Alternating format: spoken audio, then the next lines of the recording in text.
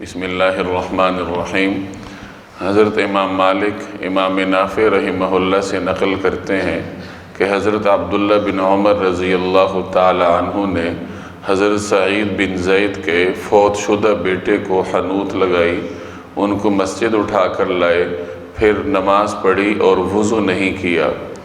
یہ موطا امام مالک کی روایت کا مفہوم ہے۔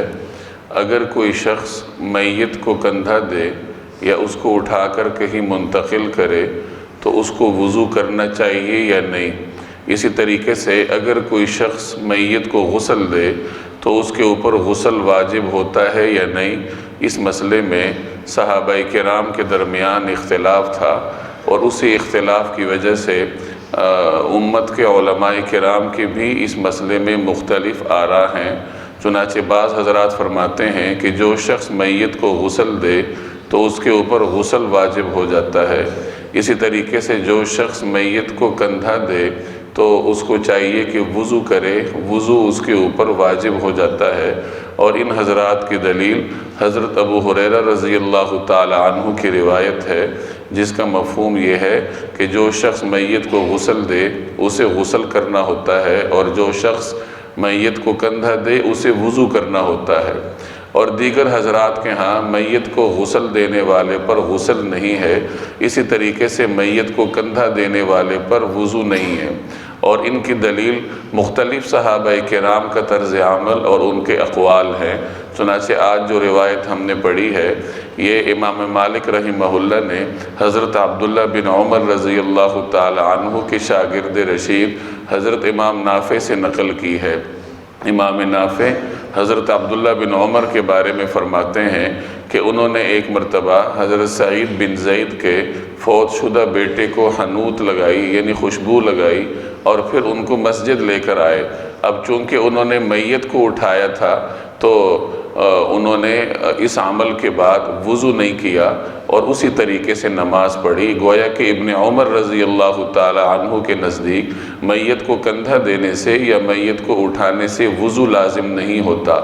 اسی طریقے سے حضرت اسماء بنت عمیس رضی اللہ تعالی عنہ، جو حضرت ابو بکر صدیق رضی اللہ تعالی عنہ کی زوجہ تھیں، ان کے بارے میں آتا ہے کہ جب انہوں نے اپنے شوہر حضرت ابو بکر صدیق کو غسل دیا تو وہ سخت سردی کا موسم تھا، تو انہوں نے صحابہ کرام سے پوچھا کہ سخت سردی کا موسم ہے اور میں روزے سے ہوں اور میں نے حضرت ابو بکر کو غسل دیا ہے، تو کیا میرے اوپر غسل ہوگا؟ تو صحابہ کرام نے ان سے فرمایا کہ آپ کو غسل کرنے کی ضرورت نہیں ہے۔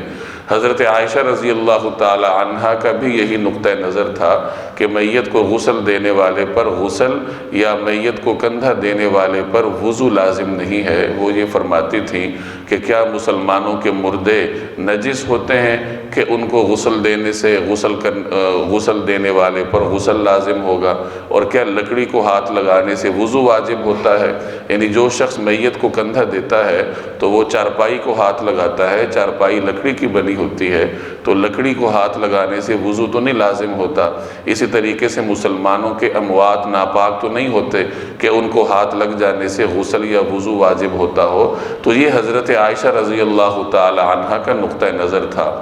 خلاصہ یہ نکلا کہ اگر کوئی شخص میت کو غسل دے یا میت کو کندھا دے تو اس کے اوپر غسل یا وضو لازم نہیں ہے، البتہ اگر وہ بطور استحباب کے میت کو غسل دینے کے بعد غسل کرنا چاہتا ہے یا کندھا دینے کے بعد وضو کرنا چاہتا ہے تو اس میں کوئی حرج نہیں ہے، لیکن یہ اس کے اوپر لازم بھی نہیں ہے۔